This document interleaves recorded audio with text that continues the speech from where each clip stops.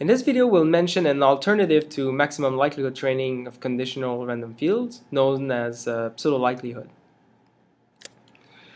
So we've seen in the previous video that we could get an expression for the negative log likelihood gradient with respect to the parameters, which allows us to then get away an expression to compute for performing gradient descent and minimize the negative log likelihood, so perform maximum likelihood training of our conditional random field. However, it did involve an expectation over the label or the target vector y, and while it might only involve a few variables, it still requires performing an inference of what the marginal distribution over the subset of labels that are involved in the gradient might be. So we have to perform that inference, and unless we have a graph which is a linear chain or a tree, this approximate inference, estimating this marginal conditional distribution, is just an approximation. It might actually be very bad in practice. So some people have explored instead an alternative, which is to just do without maximum likelihood training and just change the loss function to be used for training the conditional random field. So I just want to mention one such approach, which is known as pseudo-likelihood. So the idea is that instead of trying to maximize the probability of the whole y vector given the input, we might want to maximize instead each of the conditional of each yk given everything else, so all other y's and the input.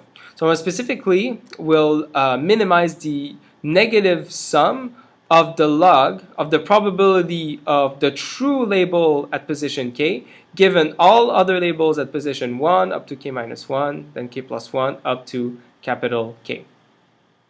So you can think of it as trying to predict in turn each yk, not just from x, but from all other elements in the vector y. What's nice is that for this expression, we can usually tractably compute the exact gradients for optimizing that objective. And that's because each of these conditionals essentially just require that we normalize over all values of yk, and usually yk will take a fairly small number of values, so it's going to be similar to performing a regular softmax computation in a regular neural network, though now this probability will be influenced not just by the input but also by other label values, and the other label values are actually going to be the true label values in the target vector.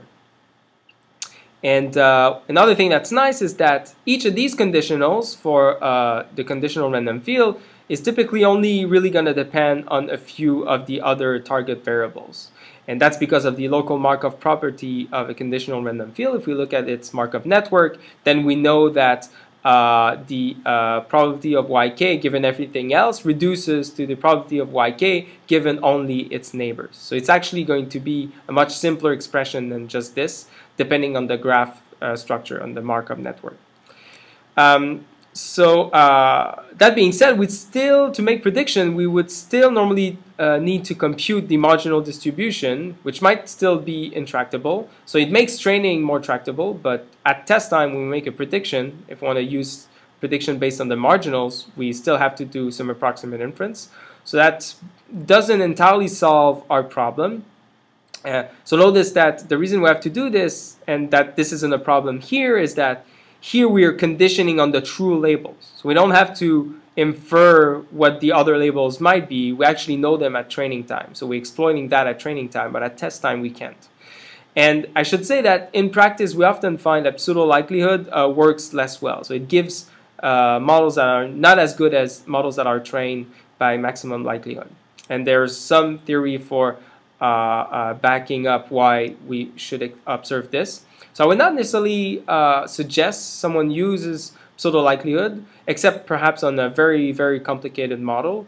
But it's good to know that there are alternatives to conditional random fields than training them by maximum likelihood. And certain alternatives will be sort of nicer in terms of the computations that are required for training them. And training conditional random fields in general is a very active field of research. But with all we've seen in this video and the previous ones, that should give you a head start for looking at that literature more.